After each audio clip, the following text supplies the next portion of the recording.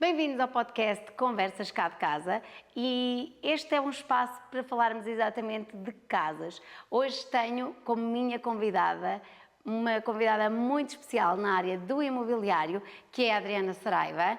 A Adriana é designer de interiores e ela é altamente profissional naquilo que ela desempenha e ajuda os seus clientes a conceberem coisas maravilhosas no âmbito do imobiliário. Adriana, olá. Obrigada por teres aceito este convite. É uma honra ter-te aqui comigo, neste espaço que estamos aqui a conceber, precisamente para esclarecer as pessoas. Eu queria fazer primeiro aqui um espaço para te apresentar, para quem nos está a ver lá em casa, te poder conhecer um bocadinho melhor. Portanto, Adriana, fala-nos um bocadinho de ti. Porque é que tu estás no mercado imobiliário enquanto designer de interiores? Como é que começou esta aventura? Porquê esta área? O que é que despertou em ti este gosto pelos interiores do imobiliário? Apresenta-te um bocadinho. Olá, como a Sara já referiu anteriormente, sou Adriana Saraiva, sou da Guarda Pura. Como é que me ganhou o gosto por esta área? Eu desde pequenina sempre gostei muito de desenhar. Quando eu tinha 5, 6 anos, a minha mãe apanhava-me na janela da cozinha a desenhar em perspectiva a casa do vizinho. Muito bom! Exatamente. Sempre que ia à casa de alguém ou de família, a jantar, entre outras coisas, ou amigos dos meus pais, a primeira coisa que eu perguntava às pessoas que moravam nessa casa, não é? Aos donos, aos proprietários, era: importa-se de mostrar a sua casa? E eu ia ver todas as divisões da casa, desde pequenina. Okay. E então eu olhava, era super observadora, olhava para tudo e acabava por comentar com as pessoas: olha, eu acho que aqui fazia uma alteração assim, assim, e que esta cor não se adequa aqui muito bem. Eu já, desde pequenina, que é como se tivesse nascido, digamos assim, com este dom, não é? Isto para ir buscar ideias, para ir buscar inspirações, para depois recriar aquilo nos teus desenhos. Exatamente. Então. Entretanto, houve uma vez, esta história é muito engraçada, fui com a minha mãe para o trabalho dela e na altura o diretor dela tinha uma mesa. Ele era assim uma pessoa muito barriguda, pronto, assim maiorzinho. E ele tinha uma mesa assim com negativo, onde ele sentava-se. E houve uma vez que eu estava a observar, eles estavam os dois a conversar e eu estava ali muito calada, porque eu sempre fui muito observadora. E depois disse assim: eu peço desculpa interromper a vossa conversa, eu com 6 aninhos, mas eu acho que este corte na mesa existe para o senhor ficar mais confortável a trabalhar. Ai, nunca tinha pensado numa coisa dessas. Assim, foi muito giro. Então, a minha capacidade e percepção de pensamento e visualização, não é? Visualização e pensamento já estava aí nos meus 6º sentidos a captar esta profissão. A captar essa informação. Exatamente. Os porquês das coisas terem que ser assim, ou seja, já havia uma ligação no meu pensamento entre o utilizador e o mobiliário, ou entre o espaço e a maneira que as pessoas se conduziam nele. Pronto, ou seja, estamos a falar de ergonomia e funcionalidade. Exatamente. Eu, sem saber estas palavras técnicas, eu já observava para elas desde que era pequenina. Pronto.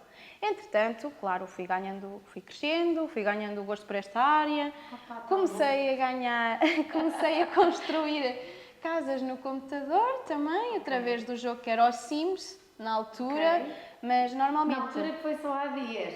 Exato. Ela diz que foi na altura, mas para mim isto foi há dias. Então é assim, eu colecionei o Sims todo, do Sims 1 ao Sims 4, eu tenho lá as caixas todas em casa. Pronto, e o que é que acontecia? Normalmente as pessoas casavam os Sims, tinham filhos, iam para o trabalho. Eu não, nada disso. Eu não queria saber da vida dos Sims, eu só queria saber de construir casas e decorar casas. Uau. Eu fazia altas moradias, coisas brutais e já pensava: um dia a minha casa vai ser assim. Pronto, e então eu tinha 10, 15 famílias, mas era só as casas, porque eu era obrigada a ter... Era assim, os animais e as coisas. Pronto.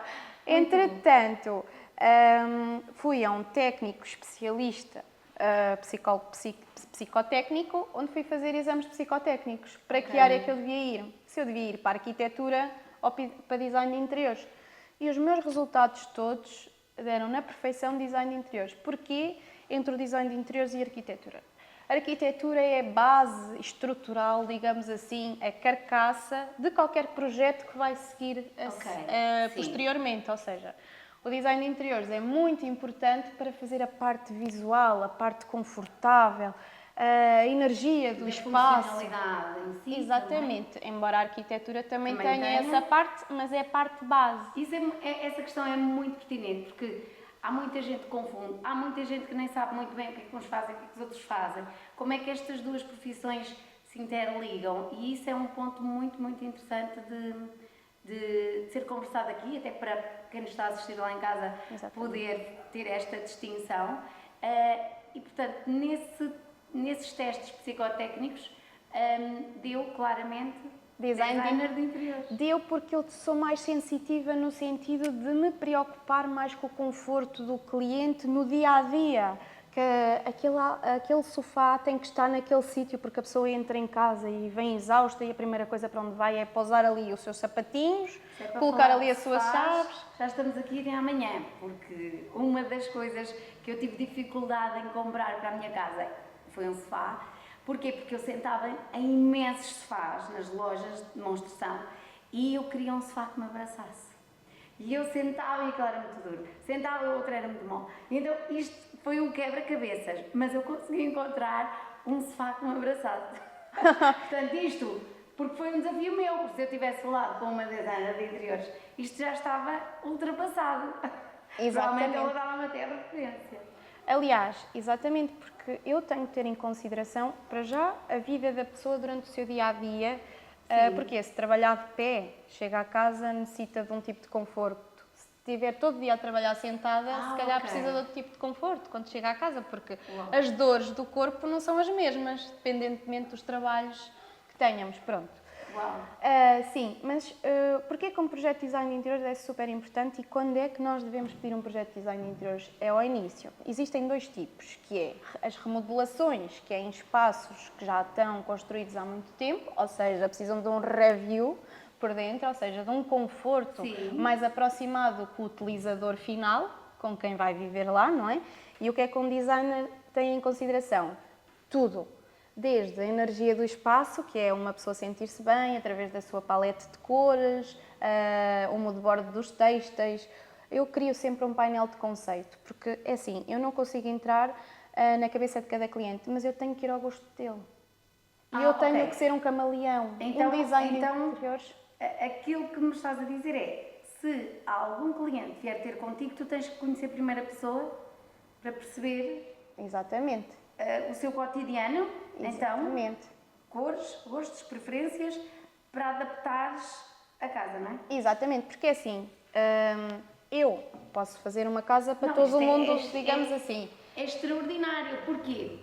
Porque nós estamos habituados, e o ser humano comporta-se muito por exemplos, por padrão de comportamento da comunidade. E é muito usual... a pessoa, quando pensa numa casa, pensa numa sala de jantar, depois houve ali uma moda que era ter um bar lá em casa, que nunca serve para nada, e ir ter com um designer de interiores pode fazer toda a diferença. Que é não se comprar coisas para casa que não se usam.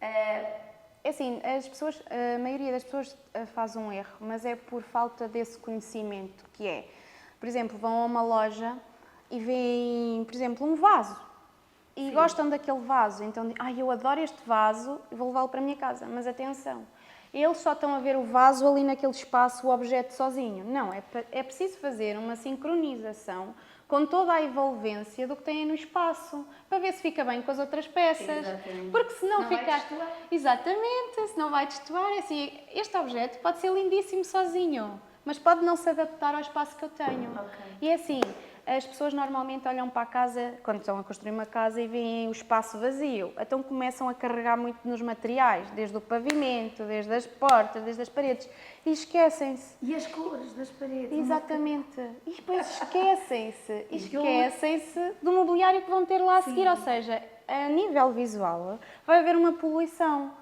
Então, convém ter um projeto estruturado desde o início, desde a iluminação, se é iluminação quente, se é iluminação fria, para que pontos é que é utilizado, se é para uma zona de trabalho, que é, por exemplo, uma cozinha, ou um escritório, que são zonas de trabalho, exatamente, ou se é uma sala, se é zona de lazer. Diferença. E ainda não há muito tempo, por acaso acabei por partilhar um Reels que fazia toda a distinção entre uma luz ambiente, luz indireta num quarto e uma luz branca fria a meio do quarto. Exatamente. E faz um ambiente uma diferença brutal nesse ambiente.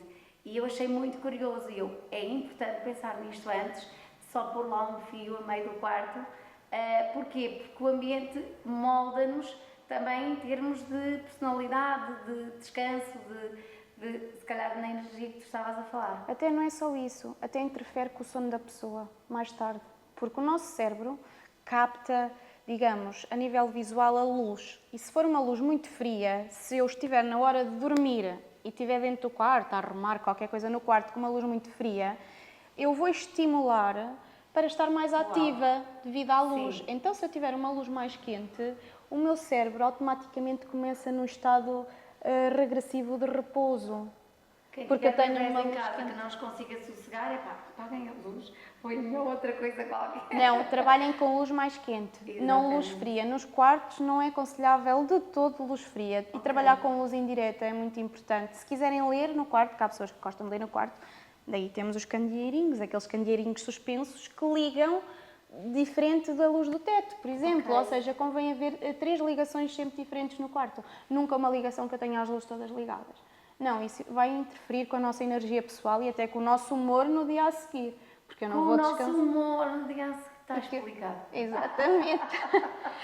É assim, quantas vezes vocês entram num espaço que não se sentem bem? Já se perguntaram porquê? Eu não me sinto bem aqui, mas não sei porquê. É tudo energético. Porquê? Porque a energia do espaço não está adaptada à circunstância do que a pessoa vai fazer lá. Isso faz-me lembrar quando uma pessoa entra numa loja de roupas em que tem uma banca e tudo desarrumado. Tipo, só me apetece sair logo. Exatamente. Não é? Exatamente. É a mesma coisa que acontece em casa. Em casa. Se a casa, se eu entrar no hall de entrada e for muito escuro, eu vou ficar mais deprimida. Se eu tiver um hall de entrada agradável, acolhedor, por exemplo, com uma parede de cor de bolacha, Maria, que é super agradável essa cor, é uma cor relaxante, juntamente com... Ok, entramos em casa, a nossa paz, não é? Exatamente. Agora, se eu entrar, eu estou todo o dia a trabalhar, todos nós, não é? Se entrarmos no nosso espaço, que é a nossa casa, que é o nosso conforto, e ela não estiver acolhedora, o meu interior, não é? Não se vai sentir tão confortável, e isso mexe com as nossas emoções. E a maior parte do comum mortal nem se apercebe disso. Não se apercebe, mas depois sente. Ok. E depois anda aí mal-humorado durante o dia porque não está no... A próxima vez que eu der com uma pessoa dessa, eu vou lhe perguntar: mostra-me a tua casa e eu vou-te explicar esse teu comportamento. Exatamente. Então, se calhar, não é? Sim, sim. O conforto visual é muito importante porque nós primeiro captamos, a nossa visão capta e depois a nossa emoção sente.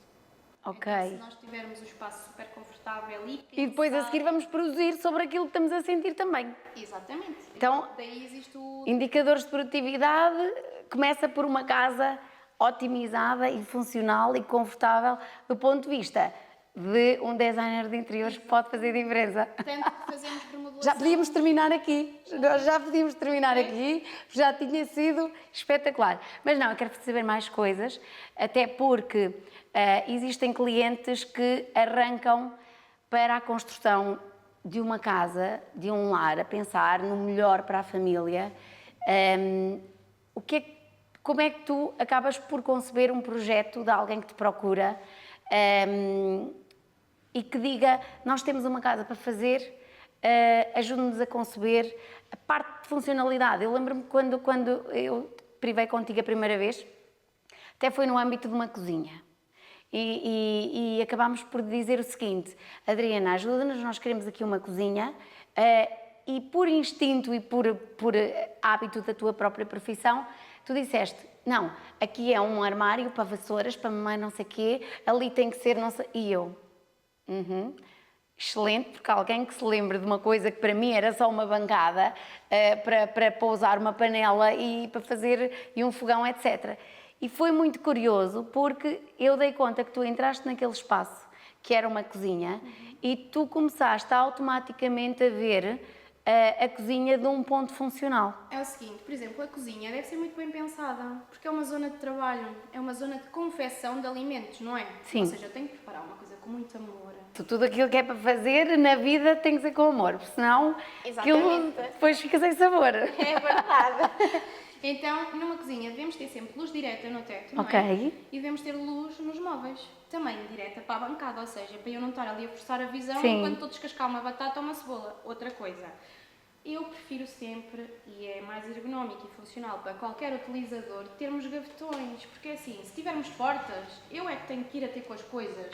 Tenho que abrir a porta e eu é que tenho que ir a ter com as coisas, não é? Não é prático. Então, se eu tiver gavetões, as coisas vêm até mim. É Sim, muito mais ok. fácil. Não é? Isto é um ponto fundamental. Outro ponto fundamental é, por exemplo, convém ter luz natural na cozinha, como é óbvio, porque é uma zona que eu até estou bastante tempo a trabalhar e se eu não tiver luz natural é um bocadinho mais deprimido a nível emocional. Tem tudo a ver. Tem razão. Ou seja, os espaços têm muito a ver também com as nossas emoções. Têm que ser trabalhados de modo a que eu me sinta bem e prazerosamente bem ali.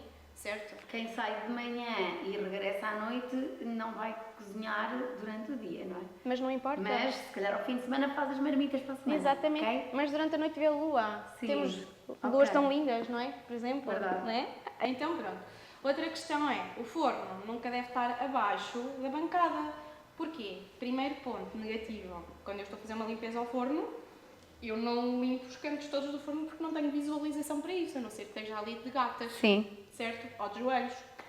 Outra questão, quando estou a tirar um peso, neste caso uma travessa quente, eu posso me queimar ou ela mesma pode cair, porque eu não estou numa posição que a minha força não está bem posicionada. Ok. Então, se eu tiver um forno na minha linha do horizonte, por isso é que se começaram a fazer as colunas, micro-ondas e forno, está na minha linha do horizonte, está nivelada com os meus ombros e eu não estou a fazer esforço nenhum extraordinário. As coisas É muito que mais é prático, importante não é? pensar para se conceber as coisas no sítio certo. Exatamente. E quais é que são as minhas perguntas para cada cliente? O que é que você faz em casa? Qual é a primeira coisa que faz quando chega à casa? Ai, eu vou logo para o quarto. Pronto. Então, eu tenho que pensar num quarto confortável para aquela pessoa e onde é que essa pessoa vai pôr os casacos, os sapatos, etc. O que é que você faz quando chega à casa? Ai, eu gosto de me descalçar, ir para a sala. Primeira coisa que eu faço. E então esse cliente é diferente do outro. Ok. Primeiro. Então, esse cliente merece ali um roupeiro na hall de entrada onde pode pousar os sapatos, ter um sítio para se descalçar, uma banquetazinha, a pousar as chaves de casa e guarda logo os sapatos ali, porque já entra descalça para o seu conforto da sala. Ok. Exatamente, até para vir numa futura limpeza de Certo. os sapatos na rua, não é? Exatamente. Pronto, convém sempre saber entre o utilizador e o mobiliário e o espaço. Cada pessoa é uma pessoa e cada pessoa tem o seu gosto. Por isso é que eu gosto de falar com os meus clientes pessoalmente, porque criamos um painel de conceito na primeira reunião e o que é que eu faço no painel de conceito? Faço as cores, o estilo de móveis que a pessoa gosta, o estilo do dia-a-dia da pessoa, depois apresento esse moodboard. E a partir desse moodboard começa-se a fazer um projeto de elaboração de design de interiores. Ok. Desde a raiz. Desde a raiz. Exatamente, mas convém ter sempre um brainstorming com os clientes, Com não os é? Ter uma clientes. chuva de ideias Se, e eu se, perceber forem, o que é se, que forem, eles se forem gostam. um casal mais tranquilos, mais despreocupados, já há de ser uma casa concebida de forma diferenciada para uma pessoa que, por norma, tem ali um senso muito afinado de organização, de tem que estar tudo num sítio, tem que estar... Exatamente. Tem a ver com a personalidade também. E questões de saúde também, por exemplo, há pessoas que me dizem assim, eu sofro muito de alergias, eu já sei que não posso ter ar-condicionados naquela casa porque não é bom para aquela pessoa. Ok. Então tenho que pensar a coisa de outra maneira, tenho que pensar a climatização de outra maneira. Há coisas muito diferentes, cada pessoa é uma pessoa e cada espaço é um espaço, tal como nós temos a nossa própria personalidade, o espaço deve ser feito consoante a personalidade da pessoa que vai utilizar. Excelente. E depois também há aqueles clientes que já compraram uma casa, já estão a viver nessa casa, já têm uma funcionalidade dentro daquilo que foi o hábito para elas usarem aquele espaço, mas se elas acharem que existe ali uma divisão mais particular que não está tão otimizada, podem sempre procurar um serviço de um designer de interiores. Exatamente, cá estaremos sempre para ajudar e acompanhar até ao final da obra.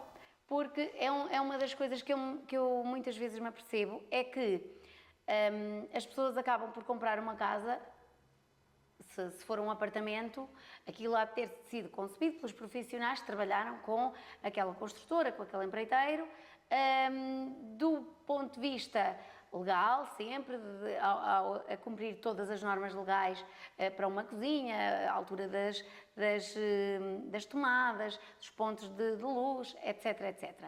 Mas depois nós funcionamos ali com uma bancada mais pequena do que aquilo que é a minha altura, porque são coisas standardizadas. E, portanto, quando se faz, quem compra, por exemplo, um apartamento ainda em construção e que possa ter essa opção de aquele ambiente ser repensado para ele, que vai morar ali, faz muito mais sentido irem consultar um designer de interiores. Exatamente. Um designer de interiores está aqui para cumprir os requisitos e as necessidades de cada pessoa. E Mas para que essa pessoa se sinta confortável na sua plenitude. crianças, Também. dá-nos um exemplo.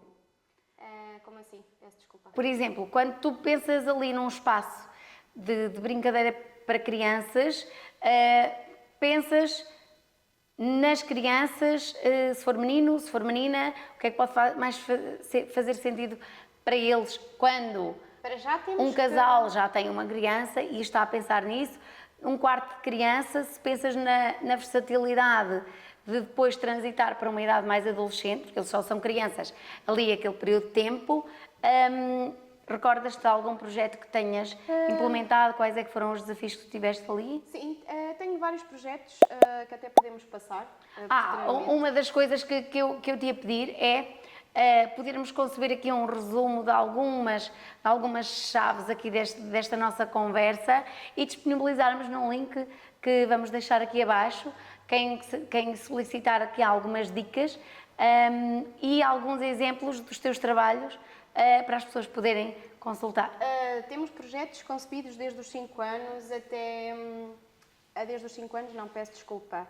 Desde os 4 anitos até aos 15, 16, sim. Temos essa versatilidade de diferença de idades para mostrar também, para as pessoas conseguirem ver, quer seja menino, quer seja menina, as diferenças e a postura que a pessoa tem com o espaço, não é? Neste caso as crianças. E, claro, o espaço tem que ir acompanhando o desenvolvimento a evolução, da criança. era aí que eu queria chegar. Sim, mas isso pensa-se desde raiz. Se eu for criar uma coisa logo muito infantil, a pessoa vai se fartar ao longo do tempo. Mas, claro, há pais que me dizem, eu quero este quarto só para o meu filho agora nesta idade.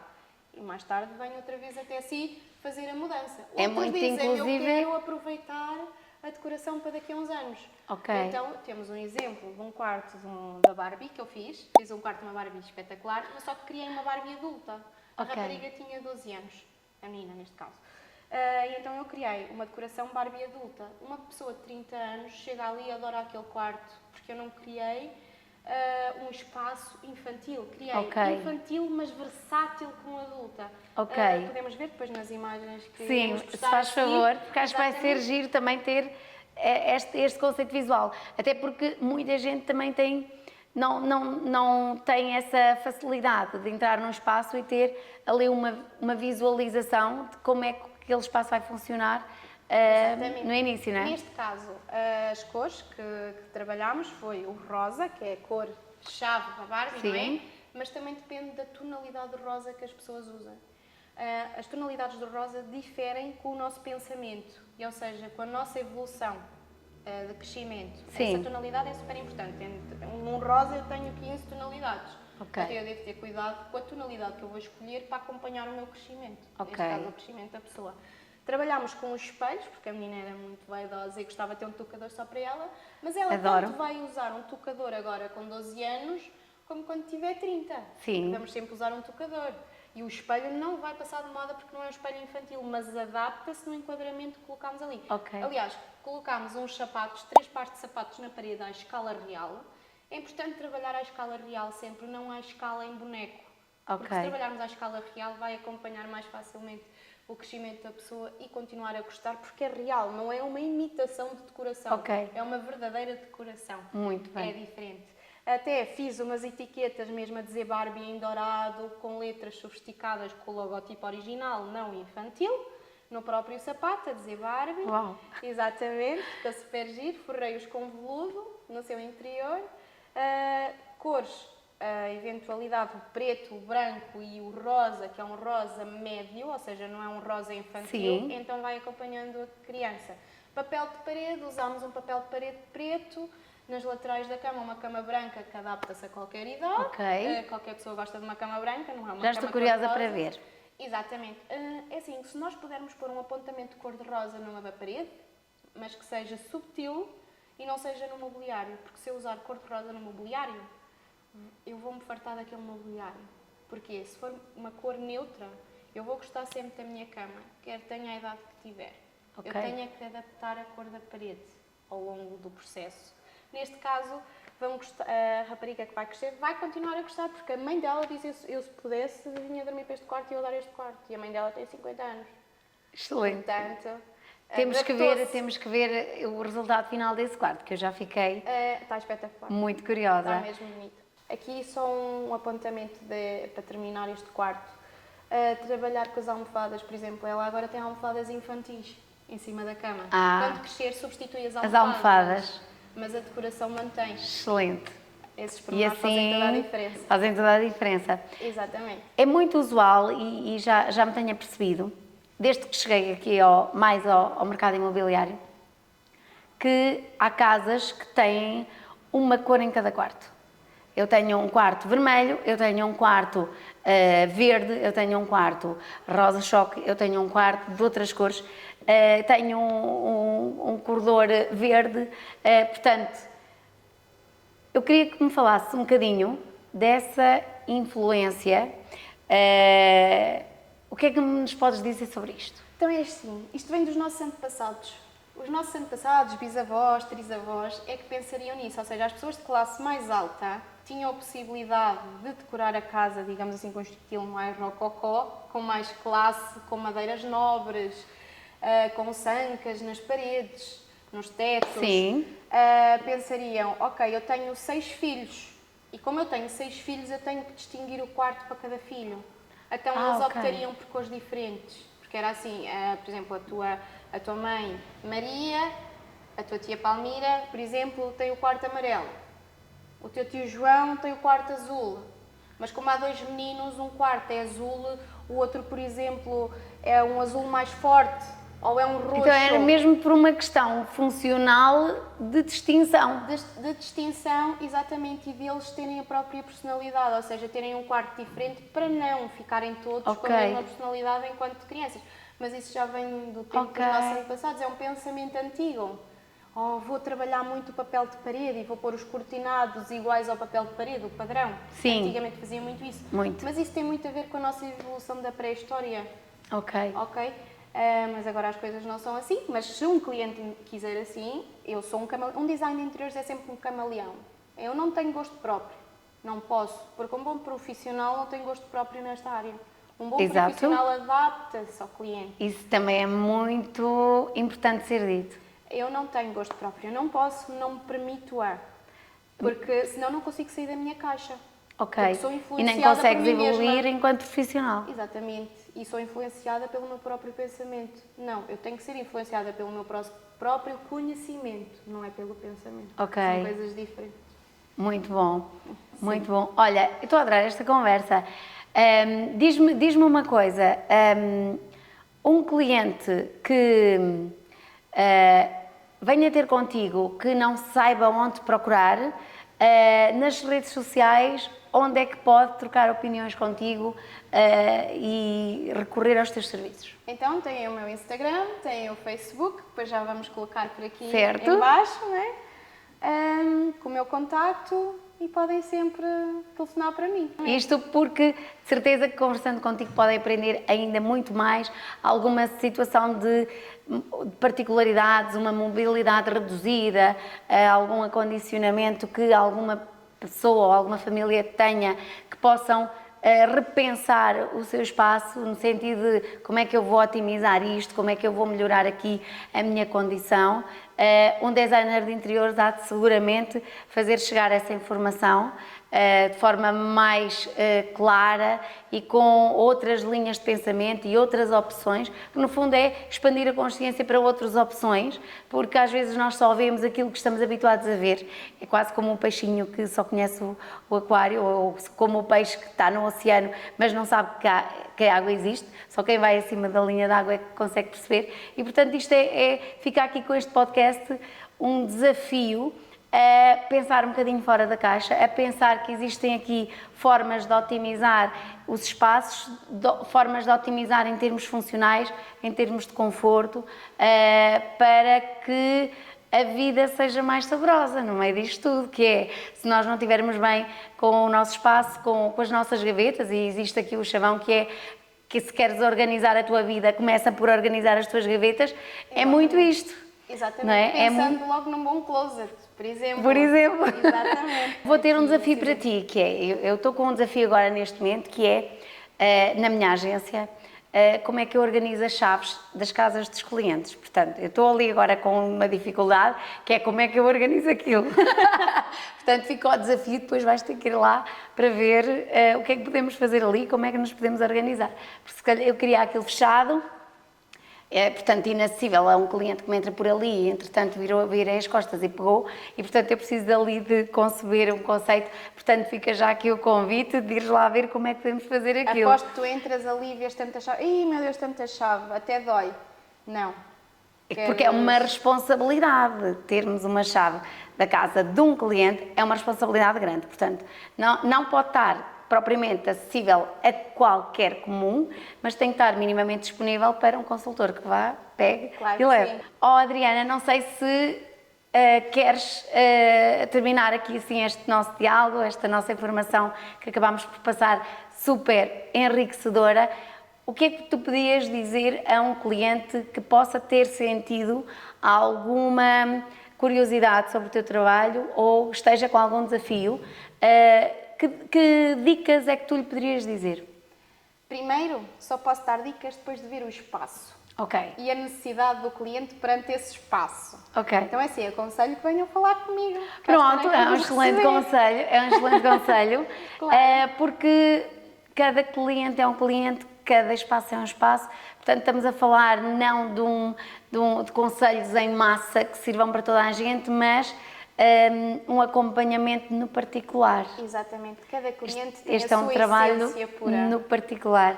Portanto, acho que é uma excelente dica também. Adriana, não sei se queres acrescentar mais alguma coisa. Foi muito agradável ter-te aqui, aprendi imenso. Fui despertada aqui para algumas curiosidades que nunca me tinham passado pela cabeça e acredito que lá em casa também. Portanto, só tenho a agradecer teres aceito este convite. Uma das minhas primeiras convidadas para integrar este projeto, que é o Conversas Cá de Casa, porque é um espaço que estou a desenvolver precisamente para passar mais informação, para partilhar mais dicas, mais assuntos particulares a quem possa ter interesse. Posso dar aqui uma lampadazinha? Força. Que é só assim um secret, Claro. digamos assim. Por Secret. exemplo, há sempre uma divisão na nossa casa que é a divisão da acumulação. Toda a gente tem essa divisão. É a divisão da energia pesada. Então é assim, por exemplo, a despensa. Sim, deve ou ser a minha. lavandaria. Uma pessoa evita ir lá porque coloca tudo ali para dentro. Ok. Ok? Uma pessoa evita ir lá. Não, mas porquê que tem que existir essa divisão dentro de casa? Para eu evitar ir lá e ser uma divisão, que neste caso é super aproveitada, com imensas coisas, mas que eu nem sei aquilo que eu tenho, para uma coisa bem encontro, não. A gente pode organizar isso de maneira diferente e aqui eu consiga ver tudo o que eu lá tenho, através de uma arrumação bem concebida às nossas necessidades. Não acumulei energia pesada dentro de casa, venham falar comigo. Muito bem, obrigada, Adriana. Olha, foi incrível. Eu desafio quem nos está a ouvir lá em casa para colocar aqui os comentários de qual é que foi a apreciação geral.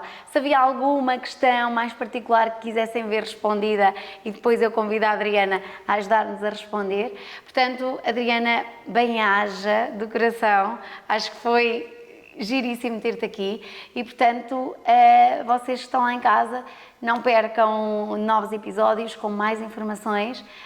Estamos neste espaço no Conversas de Cá de Casa, precisamente para conversar sobre assuntos de casas, assuntos dos mais diversos relacionados com o imobiliário, com funcionalidade, com energia. Portanto, fica aqui a dica.